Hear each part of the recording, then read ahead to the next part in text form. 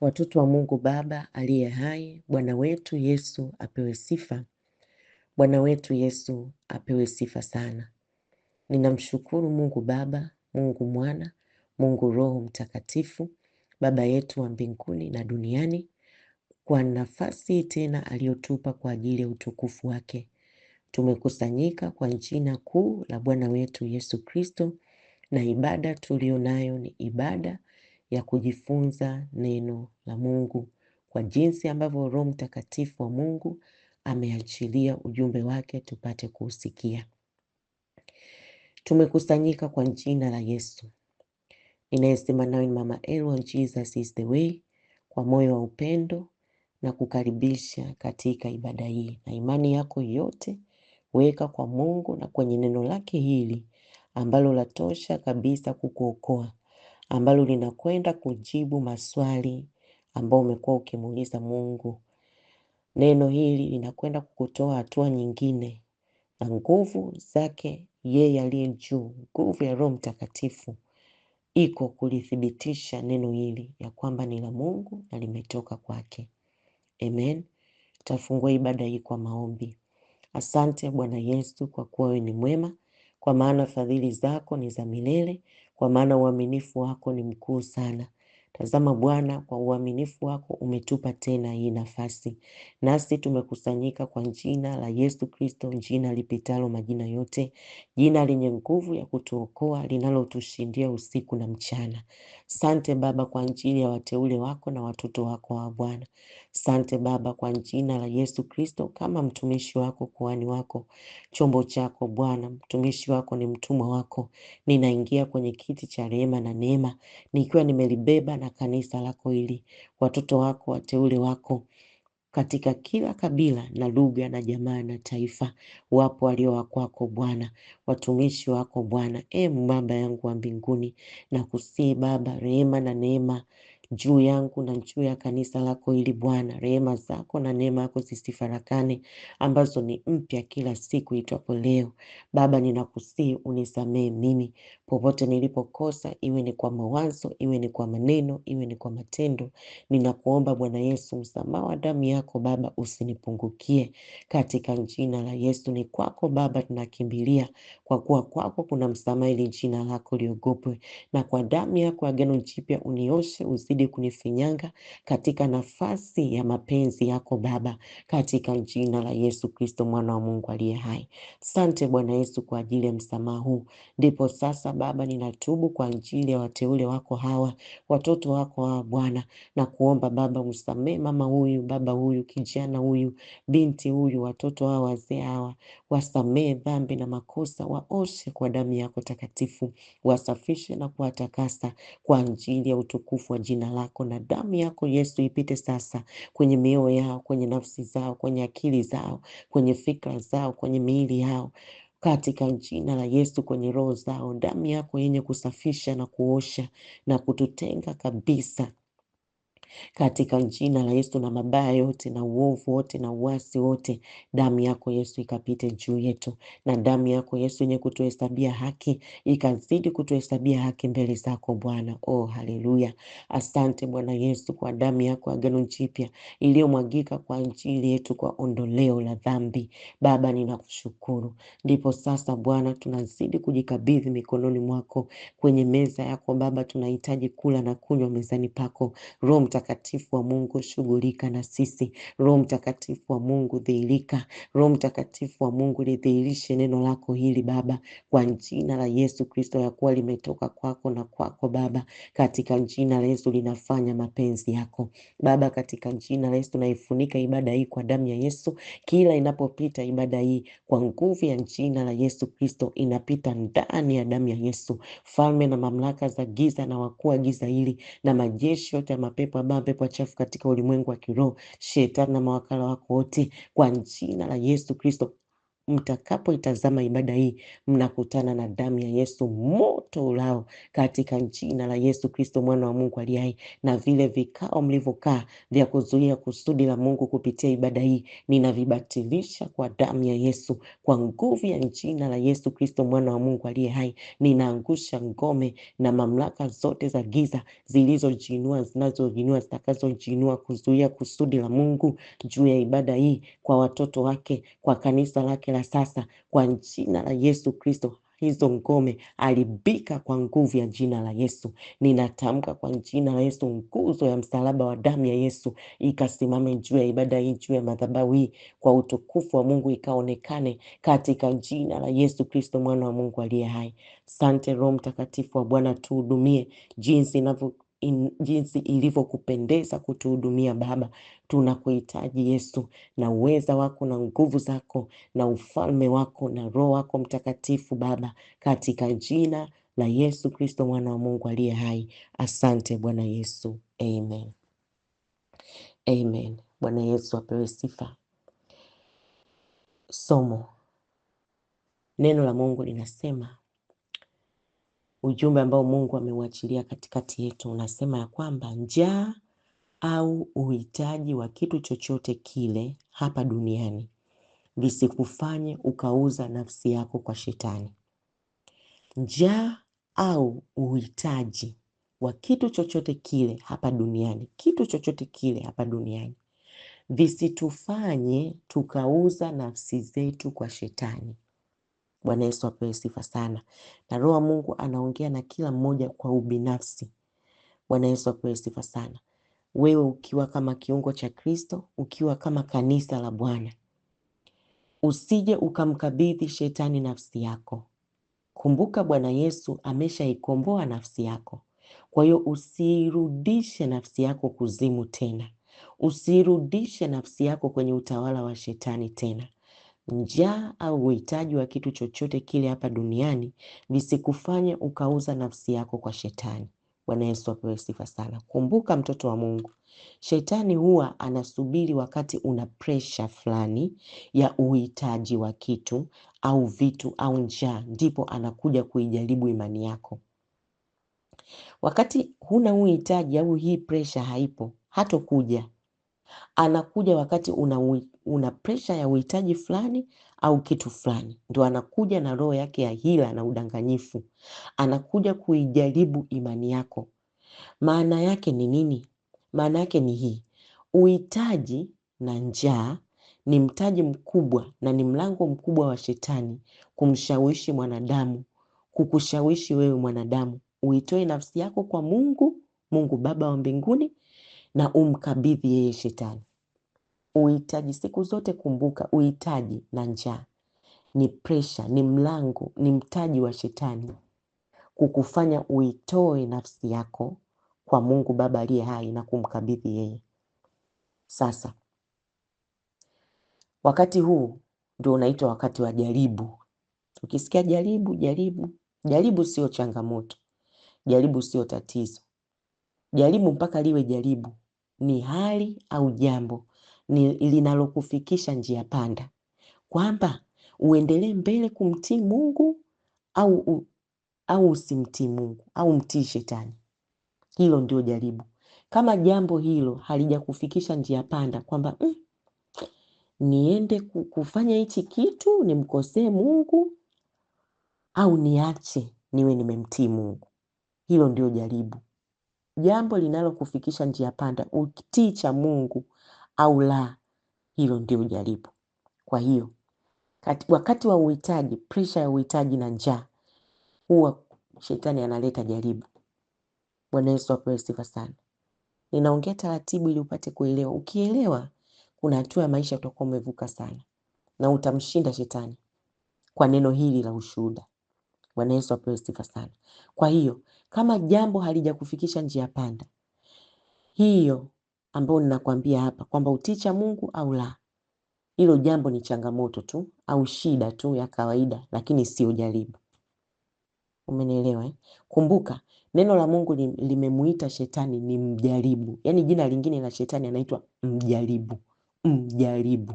Kwa hiyo ana tabia ya kumjaribu mtu, hasa wale watu wa Mungu ndio wanaohangaika nao. Yaani kumfikisha huwa ana tabia kumjaribu mtu. Maana yake nini? Ukiangalia ile definition ya jaribu niliyokuambia, ufafanuo wa jaribu. Kwa hiyo kama shetani anaitwa mjaribu, kwa hiyo ana tabia ya kumfikisha mtu njia panda, kwamba atii cha Mungu au aumtii yeye, na atakuwa anakuwekea pressure ya kukusukuma umtii yeye. Kila mtu katika maisha amekutana na hii njia panda. Bwana Yesu apewe sifa sana. Haijalishi wewe ni mtumishi, unamtumikia Mungu, haijalishi ni mwana maombi, hii njia panda ya jaribu tunakutana nayo kwenye maisha, kwamba utii cha Mungu au utii huku. Na wakati huo kumbuka, mjaribu yupo kazini, atakuingizia pressure utii cha kwake. Kwa nini nakueleza haya, mtoto wa Mungu? Roho wa Mungu anatuambia haya ili tuwe hatua mbele zaidi ya shetani. Yaani jambo hili likija, hapo hapo utakumbuka neno hili. Hapa niko katika njia hii. Niende niibe hichi kitu, nimkosee Mungu, au hii tamaa inaoniwekea tamaa, hii pressure hii niache. Ni kweli sina nguo, lakini nimekuja kwa rafiki yangu ana nguo nzuri. Uhitaji huo sasa, uhitaji unakupelekea kwenye jaribu. Je, niibe nguo yake niondoke nayo, lakini nitakuwa nimemkosea Mungu, au niache nivumilie, Mungu atanitetea, atanipa nguo. Ukishinda hilo jaribu, Mungu atakupa nguo, utavaa wewe mpaka utaziacha. Kwa chochote kinachokuwekea hicho njia panda ndio jaribu, na anayeleta ni mjaribu. Mjaribu ni nani? Shetani anakuweka kwenye njia panda. Lakini maamuzi ya mwisho ya kumfungulia mlango huyu shetani au kutomfungulia mlango ni ya kwako wewe mwanadamu. Umenisikia? Maamuzi ya mwisho ya kumfungulia mlango shetani au kutomfungulia ni ya kwako wewe mwanadamu. Bwana Yesu apewe sifa sana. Kumbuka, shetani anapokujaribu huwa hajui matokeo ya mwisho. Yaani hajui tokeo la mwisho. Yaani hajui kama utaangukia kwenye hilo jaribu au utamshinda. Yeye hajui. Huwa anajaribu tu. Kwa sababu anayejaribu siku zote hana uhakika na matokeo ya mwisho. Mungu akusaidie kuelewa. Naongea kwa utaratibu sana uelewe. Ukielewa hutohitaji hata maombi. Bwana Yesu apewe sifa sana. Roho wa Mungu ameniambia leo nifundishe. Kwa nasisitiza hichi kitu. Nisisitize hichi kitu. Kwa sababu hizi ni nyakati za mwisho wapendwa. Roho zidanganyazo ni nyingi. Pressure yote inayokuweka njia panda, utii cha Mungu au usitii. Kumbuka hapa leo niko kwenye jaribu na ya kupasa ushinde. Mungu alimwambia Kaini, dhambi iko mbele yako inakuotea, ya kupasa uishinde. Ndio maana nakwambia mjaribu anapokuja hajui uhakika wa mwisho kwamba atakuweza au hatokuweza. Kwa hiyo wewe ndio una mamlaka ya kumfungulia mlango au kutomfungulia, kukataa, kusema hapana, nitamtii Mungu katika hali hii ya uhitaji na njaa, nitazidi kumtii Mungu, nitazidi kuliitia jina la Bwana, au utalegalega. Kwa hiyo shida sio jaribu analokuletea, bali shida ni ufahamu wako. Unafahamu vipi? Unamfahamu vipi huyu mjaribu kila anapokuja na hila ya kukujaribu, na umesimamaje wakati wa kujaribiwa ili kushinda hiyo hali. Bwana Yesu apewe sifa sana. Nitasoma Luka 4 ule mstari wa 1 mpaka wa 8. Nitakuwa nasoma taratibu mstari kwa mstari. Neno la Mungu linasema, sasa hizi ni habari za Bwana Yesu alipojaribiwa na shetani. Kwa ufafanuzi huu tuangalie kwa mfano huu katika hii Luka 4. Neno la Mungu linasema, na Yesu hali amejaa Roho Mtakatifu, akaongozwa na Roho muda wa siku 40. Utaona haya maneno pale, utasoma. Mimi nakusamarizia hapa.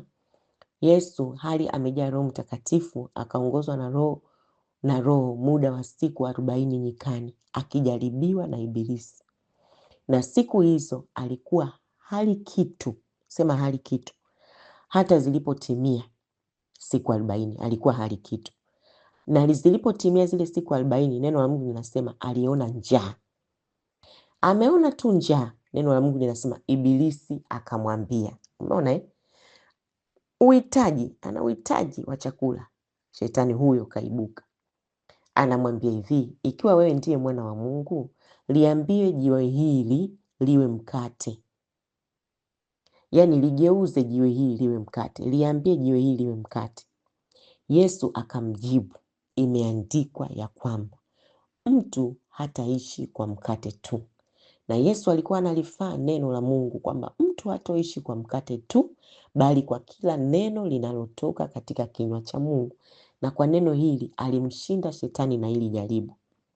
Na ndio maana leo Roho wa Mungu anatufundisha haya, ili na wewe ukikutana na hii njia panda ambao ni jaribu, unasema imeandikwa. Yaani pale pale unajua hili ni jaribu. Yaani unakumbuka neno la Mungu ambalo umejifunza. Sasa unaona hii mjaribu shetani hakujitokeza siku za kwanza za mfungo. Siku za kwanza Yesu alikuwa bado ana nguvu, chakula kipo ndani. Alisubiri mpaka mfungo umekolea.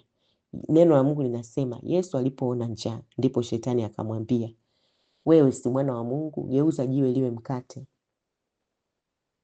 Sauti hizo, geuza jiwe liwe mkate ule. Na Bwana Yesu akamshinda kwa neno la Mungu, kwamba mtu aishi kwa mkate tu, bali kwa kila neno litokalo katika kinywa cha Mungu. Sasa sikiliza mtoto wa Mungu, chakula hakiwezi kuwa jaribu mpaka saa una njaa. Huo uhitaji huo hauwezi kuwa jaribu mpaka saa una huo uhitaji. Bwana Yesu apewe sifa sana. Huna kitu fulani au mwili wako unatamaa na kitu fulani, hiyo tamaa haiwezi kuwa jaribu mpaka hiyo tamaa unayo. Chakula hakiwezi kuwa jaribu mpaka saa una njaa. Na issue hapa sio Yesu kugeuza jiwe kuwa mkate. Maana Bwana Yesu asingeshindwa kufanya hivyo. Kumbuka alishawahi kubadilisha vipande vya samaki wawili kuwa samaki 1000. Sasa issue ni sauti ya nani inakupa maelekezo wakati wa njaa? Sauti ya nani inakuongoza wakati wa uhitaji wako? Sauti ya nani wakati umepungukiwa inakwambia iba dukani kwa bosi wako? Kwa issue sio ule uhitaji. Issue ni sauti ya nani inakuongoza katika hiyo hapo ulipo kwenye njia panda ya uhitaji na njaa. Sauti ya Mungu au sauti ya mjaribu? Na Roho Mtakatifu wa Mungu atusaidie sana. Na tunaposema njaa, usiende tu kwenye njaa ya chakula. Sio tu njaa ya chakula. Njaa inaweza kuwa njaa ya macho, msukumo unaokupeleka ukatazama unachotazama hata kama hakimpi Mungu utukufu. Ni nini kinakusukuma mpaka unatazama vitu vya ajabu kwenye simu yako? Mara ngapi unachukua simu kwa nia ya kusikiliza neno la Mungu?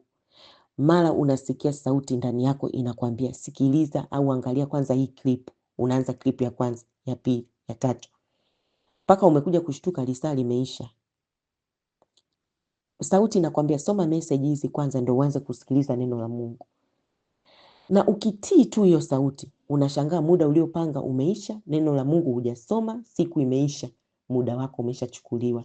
Na hakuna kitu kibaya kama mwanadamu kupoteza majira na nyakati hapa duniani. Kwa sababu muda uliopita haurudi. Haurudi. Jana imepita, leo ni siku nyingine tena. Bwana Yesu apewe sifa sana. Kwa hiyo njaa sio njaa tu ya chakula, uhitaji. Kuna njaa ya mwili, chochote kinachotamani mwili wako. Jiulize, ni sawasawa na mapenzi ya Mungu? Tamaa yoyote ya mwili haiwezi kuwa jaribu kama huna hiyo njaa, kama huna hiyo tamaa, kama huna huo uhitaji. Bwana Yesu apewe sifa sana. Bwana Yesu asifiwe sana. Roho wa Mungu anaongea na watu hapa. Kwa hiyo mfano ni sauti ya nani inakwambia, sawa, leo umeamua kufunga na kuomba. Sipo umeamua kufunga kabisa na kuomba, lakini angalia mchana huu umezidiwa. Sauti hiyo inakwambia, Bwana wewe umezidiwa sana. Ona ulivyolegea. Si uonje hata juisi, si uonje hata chai, si uonje hata maji. Usaidie mwili wako usije ukafa. Sauti hiyo inakwambia. Kumbuka umeshaweka nia ya kufunga na kuomba. Hata hao watu tena inakuzidi kukwambia hata huko kanisani kwenyewe hawakuoni. Wale mlogana mfunge wote hawakuoni. Usije ukafa, sauti inakwambia. Chochote kinachokuweka njia panda, uendelee kutii cha Mungu au uache kutii cha Mungu, hilo ndilo jaribu. Maana watu wanafikiri jaribu mpaka uingie labda uzinzi, sijui uasherati. Majaribu tunakutana nao kila siku. Chochote kinachokuwekea njia panda, utii cha Mungu au usitii, ni jaribu. Wakati moyo wako sauti moja inakwambia kakae kwenye kilile genge la umbea, sauti nyingine inakwambia usibora tu ukae hapa, soma neno la Mungu, ujue uko kwenye jaribu. Utatii sauti ya nani? Umenielewa hapo? Mungu akusaidie sana. Sasa umepanga kufunga mchana, sauti inakuja utakufa, mwili umelegea sana, una nguvu, ona utapata vidonda vya tumbo. Mwisho unajikuta unaitii sauti, unaharibu nadhiri yako ya maombi mbele za Mungu. Umeshindwa, umefeli. Sasa ukitaka kujua hii ni sauti ya shetani, wewe angalia zile siku ambazo uko bize. Cha kushangaza, ukitaka kujua ni sauti ya shetani alikuwa kazini, angalia siku ambazo haujadhamiria kufunga na kuomba, lakini inatokea tu kwa shughuli nyingi, uko bize, huna muda wa kula. Hizo siku wala hiyo sauti haiji. Unaweza kukaa masaa na njaa, lakini usikii mambo ya kufa wala mwili kulegea wala sauti ya shetani haiji, kwa sababu wakati ule ulijaribiwa, kwa sababu ulidhamiria kufanya cha Mungu na adui hataki, alikuwekea hiyo pressure.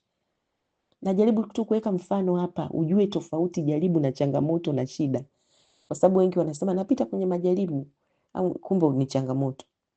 Sikiliza, kumbe ni hali, ni jambo tu unatakiwa ulikemee, ni changamoto hiyo, shida jitenganishe nayo kwa damu ya Yesu. Sasa hapa leo naongelea jaribu. Kwa hiyo njaa zipo za aina nyingi.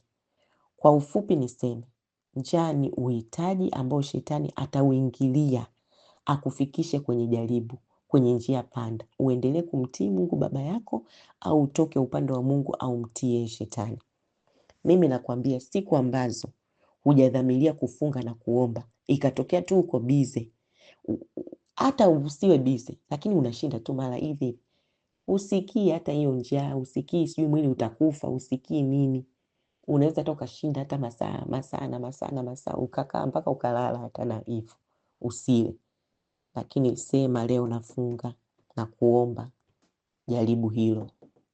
Bwana Yesu apewe sifa sana. Na jaribu linakuja wakati wa njaa, wakati mchana pale ndio una njaa, shetani naye anaibuka. Kwa siku zote kumbuka hii neno la Mungu ili ninalokuambia, wakati wa uhitaji, wakati wa njaa. Kwa hiyo ukiendelea kusoma unaona shetani anamletea Bwana Yesu jaribu la pili. Anasema shetani akampandisha juu, akamuonyesha miliki zote za ulimwengu kwa dakika hii moja. Ibilisi akamwambia, nitakupa wewe hii enzi yote ya fahari yake ukinisujudia. Wewe ukisujudu mbele yangu, yote yatakuwa yako. Kumbuka yuko nyikani, hamna kitu. Ndio adui anajitokeza wakati una uhitaji, anakuambia ukinisujudia nitakupa utajiri, ukinisujudia nitakupa. Yesu akajibu akamwambia, imeandikwa, msujudie Bwana Mungu wako, umwabudu yeye peke yake. Wapendwa, tuangalie tu katika nyakati hizi, sisi tujiulize leo hii ni watu wangapi kwa sababu ya uhitaji wamejikuta wanampa nafsi zao shetani kwa kumsujudia ili kupata mali, ili kupata utajiri. Kuzimu imemeza watu wangapi katika kizazi hiki? Wangapi wanasujudu kwa shetani? Kumbuka, shetani anachokitafuta ni akutoe katika imani ya kweli na mahusiano yako na Mungu yavunjike. Anataka yavunje kabisa. Akisha yavunja hayo mahusiano, inakuwa rahisi kuyatocha maisha yako, kuyaonea maisha yako, kuzidi kukukandamiza. Bwana Yesu apewe sifa sana. Labda nikukufundishe kitu. Sikiliza mtoto wa Mungu. Msalaba wa Yesu, yaani kufa na kufufuka kwa Bwana Yesu, kumeturudishia sisi umiliki na utawala wa mali na vitu vyote alivyoviumba Mungu. Amen. Kumeturudishia sisi mamlaka na utawala. Na mamlaka hii na utawala Adam na Hawa waliipoteza baada ya kudanganywa na Shetani. Lakini Bwana Yesu alipokuja kama Adamu wa pili, amekuja kuturudishia tena mamlaka ya utawala. Kwa hiyo utawala kwa sisi tunaomwamini Kristo uko ndani yetu. Bwana Yesu apewe sifa sana. Mamlaka tumepewa. Ameturudishia kila tulichokipoteza. Ameturudishia Bwana Yesu kila alichopoteza Adam pale kwenye bustani ya Eden. Kimerudi mikononi mwetu. Kwa hiyo mtoto wa Mungu, Shetani asije akakudanganya tena, umsujudie, uwe mateka wake, uwe mtumwa wake, ili muingie wote kwenye ghadhabu ya Mungu na ziwa la moto. Usikubali uongo wa Shetani. Kumbuka wakati Shetani anamjaribu Bwana Yesu alikuwa bado hajafa na kufufuka. Kwa hiyo bado zile mamlaka zilikuwa mikononi mwa nani? Mwa Shetani. Lakini kwa kufa na kufufuka kwa Bwana Yesu, alimnyang'anya Shetani funguo, maana yake alimnyang'anya mamlaka zote. Amen. Na amekabidhi kanisa ambalo ni mimi na wewe tuliochukua hatua ya kumwamini Kristo. Sasa wewe Bwana Yesu amesha kuweka huru, usirudi tena utumwani. Usirudi tena kumtumikia Shetani. Kumbuka imeandikwa, msujudie Bwana Mungu wako, Baba wa mbinguni peke yake. Amen. Na umwabudu yeye peke yake. Usiachilie nafsi yako kwa Shetani. Shetani hana mbingu, ni muongo, bali iachilie nafsi yako kwa Yesu Kristo, mwana wa Mungu aliye hai. Neno la Mungu linasema hivi katika Mithali 8 mstari wa 17 mpaka wa 20. Ninawapenda wale wanipendao, na wale wanitafutao kwa bidii wataniona. Kumbuka huyu ni Mungu anasema. Ninawapenda wale wanipendao, na wale wanitafutao kwa bidii wataniona, asema Bwana. Utajiri na heshima zipo kwangu. Kwa utajiri na heshima zipo kwa Mungu. Naam, utajiri unaodumu na haki pia. Na matunda yangu hupita dhahabu. Naam, dhahabu safi. Utajiri na heshima uko kwa Mungu, matunda yangu hupita dhahabu, yani matunda ya Mungu yanapita dhahabu safi. Na faida yangu hupita fedha iliyoteule. Faida ya Mungu, ya kukaa na Mungu, ya kumpata Mungu imepita fedha iliyoteule. Kwa haijalishi fedha iliyoteule ni euro, dola, ni nini, faida ya Mungu imepita hiyo. Na matunda ya Mungu yamepita dhahabu. Na utajiri na heshima uko kwa Mungu. Alafu Mungu anasema hivi, ninatembea katika njia ya haki, katikati ya mapito ya hukumu, niwarithishe mali wale wanipendao. Oh, haleluya. Tena nipate kuzijaza hazina zao. Sasa uongo wa Shetani, yani Mungu amesha kutangazia haya. Inakuwaje wewe unamsujudia Shetani ili upate utajiri? Kwa Mungu Baba katika agano hili jipya, agano jipya kwa Yesu Kristo mwanaye, anatembea hapa duniani aturithishe mali sisi tumpendao na kuzijaza hazina zetu. Haleluya. Na ishara ya kwanza kama unampenda Mungu Baba ni mahusiano yako mazuri katikati yako wewe na Mungu aliye hai. Na haya mahusiano yanakonektiwa na wewe kumwamini Yesu Kristo mwana wa Mungu aliye hai. Hatuwezi kufika kwa Baba bila njia hii, njia ya kumwamini Yesu na kumkubali kama ndiye Bwana na Mwokozi wetu. Amekufa na kufuka kwa ajili yetu, yu hai. Bwana Yesu apewe sifa sana. Na kumbuka hili, usisahau ile Kumbukumbu 10 mstari wa 14. Neno la Mungu linasema, tazama mbingu ni mali ya Bwana Mungu wako.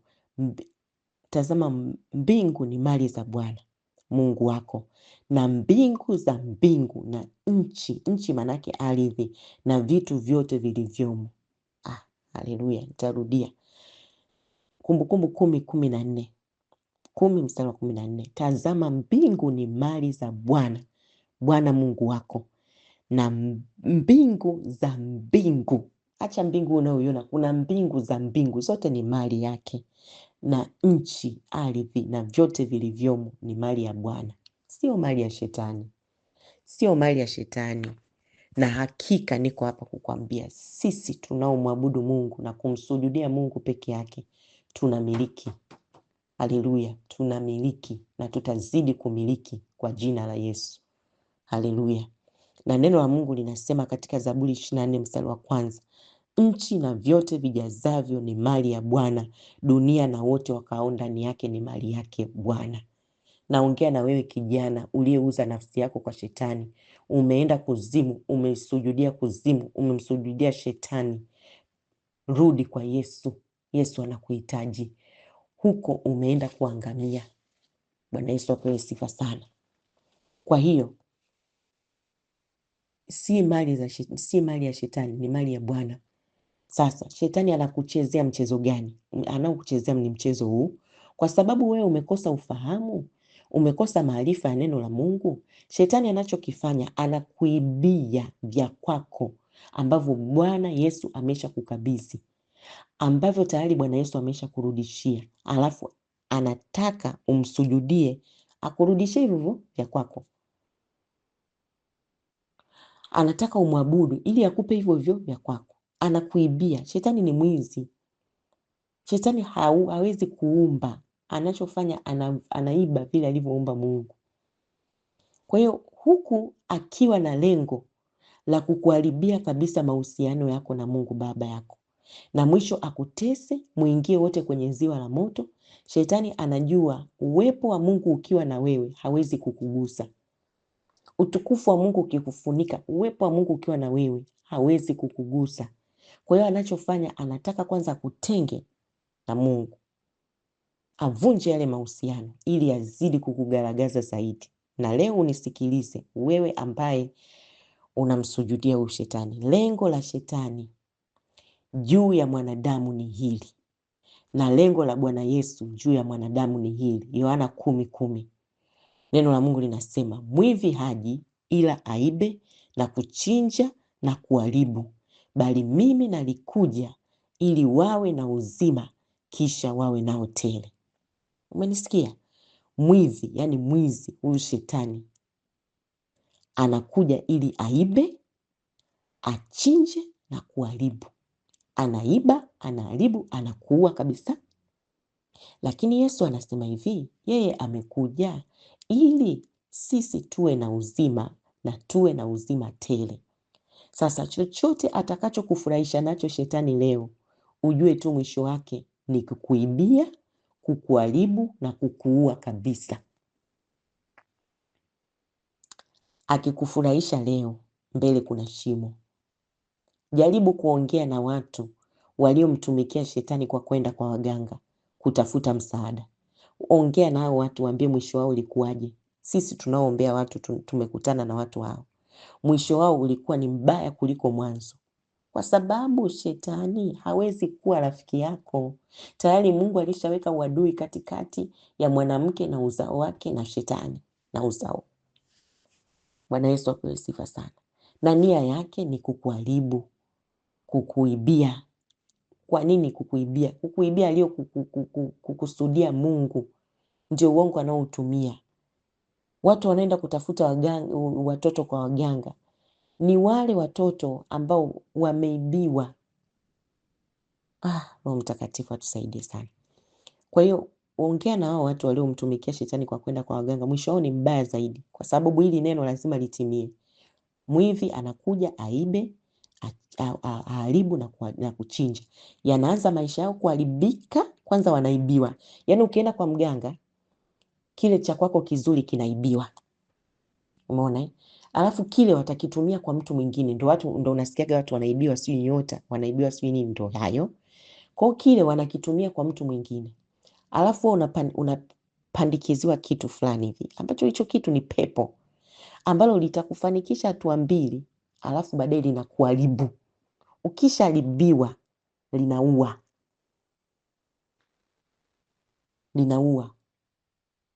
Paka mkono wa Mungu Yesu tena akuokoe hapo, akutoe hapo. Kwa hiyo toka huko ulipo, Mungu akuponye. Inawezekana huyu alienda kwa mganga, mambo yalienda vizuri kwa kipindi fulani, hilo pepo likasimamia hayo mambo, lakini hilo pepo kazi yake ni kukuharibu.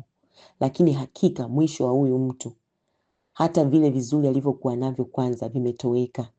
Shetani kaiba mambo yake yote, yameharibika zaidi na yamekufa kabisa. Na huo ndio mshahara wa shetani kwa wanaomtumikia. Bwana Yesu atusaidie sana. Shetani hawezi kuzaa mazuri hata siku moja. Shetani hawezi kuzaa matunda mazuri hata siku moja. Shetani hawezi kuponya. Shetani hata akikufurahisha leo, mbele ujue kuna shimo la kutumbukia. Lakini Yesu anasema, Bwana Yesu anasema hivi, yeye amekuja ili sisi tuwe na uzima, tuwe nao tele. Kuna uzima tele ukimpata Bwana Yesu. Hata vilivyokuwa vimekufa vitafufuka tu. Ninayesema na wewe, mimi ni shahidi namba 1. Hata vilivyokuwa vimekufa vitafufuka tu. Bwana Yesu apewe sifa sana. Nimeliona hili, nimeliishi, nimelishuhudia. Watu ambao tuliokuwa tumedharaulika, tuliokuwa yatima, Mungu ametuinua. Kuna ambao walikuwa wanainuliwa na wazazi wao kwa elimu walizokuwa wanasomeshwa, kwa kufunguliwa maakaunti, kwa kufanyiwa kila kitu. Lakini mimi niko hapa kusema kwamba Mungu ameniinua. Yesu ameniinua. Ni Yesu mwenye kaingilia kati maisha yangu mimi. Bwana Yesu apewe sifa sana. Kwa hiyo, kwa Yesu kuna uzima tele. Hata vilivyokufa, walipoona kwamba wewe huwezi tena, walipoona kwamba hutofika, mimi niko hapa kukwambia kwa neno hili, kwa jina la Yesu utafika.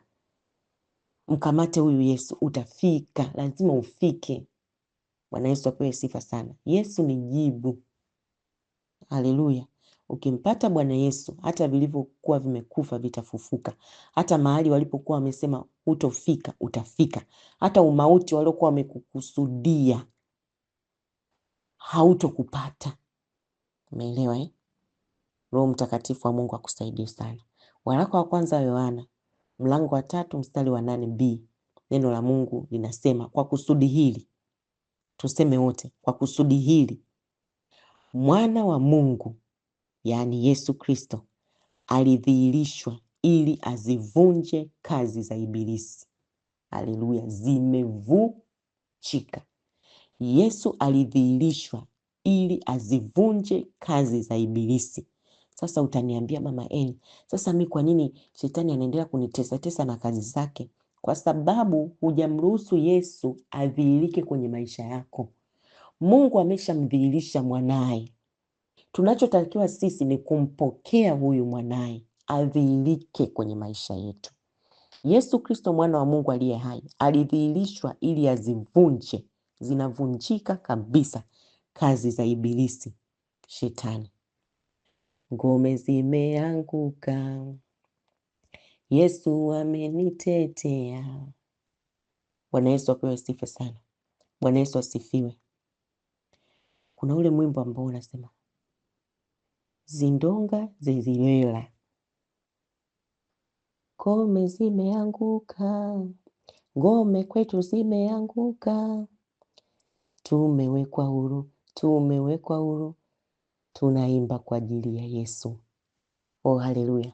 Ngome zimeanguka, ngome zimeanguka, ngome zimeanguka.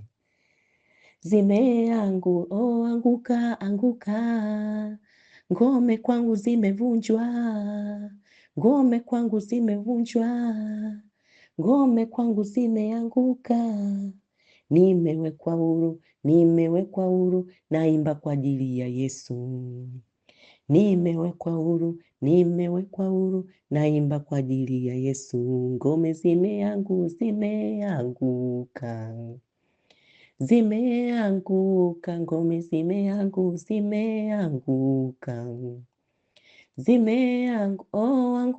Anguka.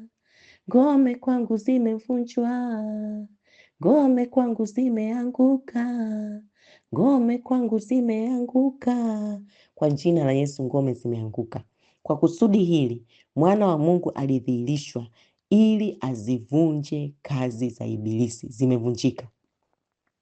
Na hili ndilo neno la Bwana. Na msisitizo leo ni huu: usimuuzie shetani nafsi yako, usimsujudie wala kumwabudu ili kupata kitu kwake. Toka huko, maana ujio wa Kristo umekaribia. Marko 8:36, neno la Mungu linasema, itamfaidia nini mtu kuupata ulimwengu wote akipata hasara ya nafsi yake? Hebu tujiulize, itakusaidia nini upewe ulimwengu wote afu nafsi yako imepata hasara? Na Roho Mtakatifu wa Mungu atusaidie sana. Haleluya. Bwana Yesu apewe sifa. Kwa wewe ambaye unasema mimi namtaka huyu Yesu adhihirike kwenye maisha yangu, tuungane pamoja kwenye maombi haya. Fungua moyo wako. Anasema nabisha hodi, mtu yote atakayenifungulia nitaingia na kufanya makao. Amen. Tunaingia kwenye maombi ya toba na kumkabidhi Yesu maisha yetu. Haleluya. Sema, Bwana Yesu, asante kwa kujifunua kwangu kwa neno lako hili. Ninakuja kwako Baba, mimi ni mwenye dhambi. Ninajua nimekosa kwa mawazo yangu, kwa maneno yangu, kwa matendo yangu, kwa uovu wa wazazi wangu na vizazi 400 vilivyopita. Bwana Yesu, ninaikimbilia damu yako leo, damu yako ya agano jipya iliyomwagika tangu kuwekwa misingi ya ulimwengu. Bwana Yesu, nakuomba unisamehe na unioshe kwa damu yako takatifu ya agano jipya. Unisafishe nafsi yangu, moyo wangu, dhamira yangu, fikra zangu, mawazo yangu, maisha yangu yote, hatua zangu, zisafishe Bwana Yesu kwa damu yako ya agano jipya. Kwa jina lako Bwana Yesu ninayaomba haya. Bwana Yesu, ninakufungulia kila mlango wa maisha yangu. Ingia Bwana Yesu, ingia na Roho wako Mtakatifu, ingia na ufalme wako Mungu Baba, katika jina la Yesu. Bwana Yesu, dhihirika kwenye maisha yangu sasa, na kila kazi ya yule muovu adui shetani ikavunjike kabisa, sawa sawa na neno lako ulilonifunulia leo. Bwana Yesu, nakupenda. Bwana Yesu, nakupenda. Bwana Yesu, nakupenda. Ikiwa nilikukana mahali popote kwa kuabudu na kusujudu miungu mingine, na kuomba unisamehe Baba, na kuomba unioshe kwa damu yako takatifu. Ninarudi kwako kama Petro alivyorudi na kukwambia Bwana Yesu mara 3, ninakupenda Bwana. Bwana Yesu, nakupenda. Bwana Yesu, nakupenda. Bwana Yesu, nakupenda. Mimi ni wa kwako Bwana Yesu, na wewe ni wa kwangu milele, katika jina la Yesu. Amen. Amen. Damu ya Yesu ikufunike katika jina la Yesu. Baba, asante kwa ajili ya watoto wako wa Bwana. Kama ulivyoahidi Baba, anayekuja kwako hutomtupa nje kamwe. Na iwe hivyo Bwana, kwa utukufu wa jina lako, ukilisimamia neno lako Bwana. Wamekuja kwako Bwana, umesema hatopotea hata mmoja, wala unywele wa kila mmoja hautopotea hata unywele mmoja. Ninawafunika kwa damu yako Yesu, kwa jina la Yesu, kwa Roho wako wa uzima wakakuzalie matunda, mapotunda yanayodumu Bwana, katika jina la Yesu. Asante Yesu. Haleluya. Uliyewekwa juu ya mamlaka, nguvu na usultani, mwenye jina kuu duniani humu na ule ujao, utawala wako hauna kikomo Yesu. Heshima gani umenifanyia mimi kushiriki mezani mwako, jinsi gani umenipandisha niabudu miguuni mwako, chemi chemi usiokauka, uninyweshe nitiririke kwa uhai wako usionyauka. uninyweshe nitiririke, mina kutamani. O Yesu we, o Yesu, na walikumbuke jina lako zaidi ya jina langu, na sauti yako isikike zaidi ya sauti yangu. Mina kutamani, na kutamani, o Yesu. Oh, haleluya. Uninyweshe kamwe, kamwe nisione ukame, unijaze kamwe, kamwe nisione ukame, uninyweshe Yesu. Kamwe, kamwe nisione ukame, unijaze. Kamwe, kamwe nisione ukame, na kutamani. Oh, haleluya. Shika kwenye moyo wako. Roho Mtakatifu wa Mungu lijaze kanisa lako sasa. Kwa jina la Yesu natamka ujazo wa Roho Mtakatifu. Bwana Yesu, tunyweshe, tunyweshe, tujaze, tufurike. Jaza Baba, jaa Bwana. Watoto wako wamekufungulia mioyo yao, wana kiu na we Baba, katika jina la Yesu. Pokea Roho Mtakatifu, pokea kwa jina la Yesu, pokea Roho Mtakatifu. Roho wa Mungu, asante Baba, nimelisema neno lako ukadhihirike sasa. Dhihirika ndani ya neno hili Bwana, ishara na maajabu na miujiza zikapate kuonekana sasa.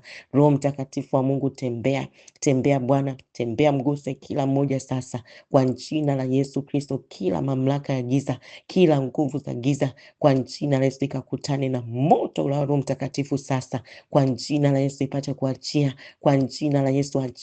Achia shetani hao wasio wako tena. Roho Mtakatifu wa Mungu, endelea kudhihirika. Roho wa Mungu, pita majumbani, pita mahospitalini, pita Roho Mtakatifu wa Mungu, kwa jina la Yesu. Roho za magonjwa zinaondoka, laana, balaa, mikosi zinaondoka kwa jina la Yesu. Giza linaachia. Roho Mtakatifu wa Mungu, tawala we Bwana, kwa jina la Yesu Kristo. Hawa ni wa kwako, wamekukubali wewe Yesu, wamesema ndio kwako Bwana. Oh, asante Roho Mtakatifu. Oh, asante Roho wa Mungu, napita sasa katika jina la Yesu, katika jina la Yesu, katika jina la Yesu.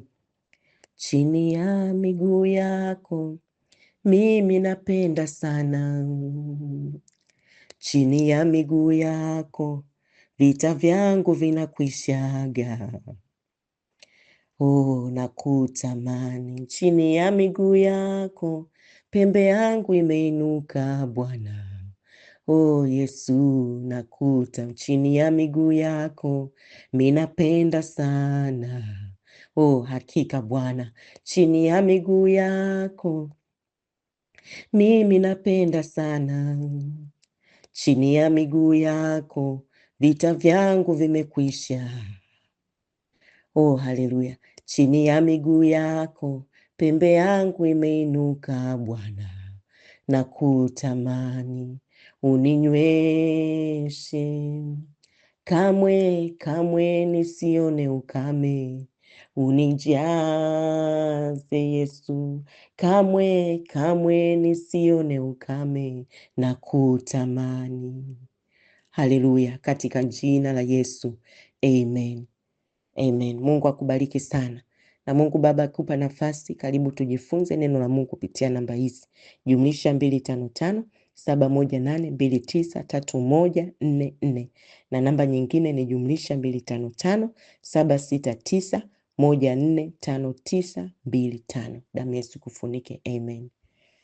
Chini ya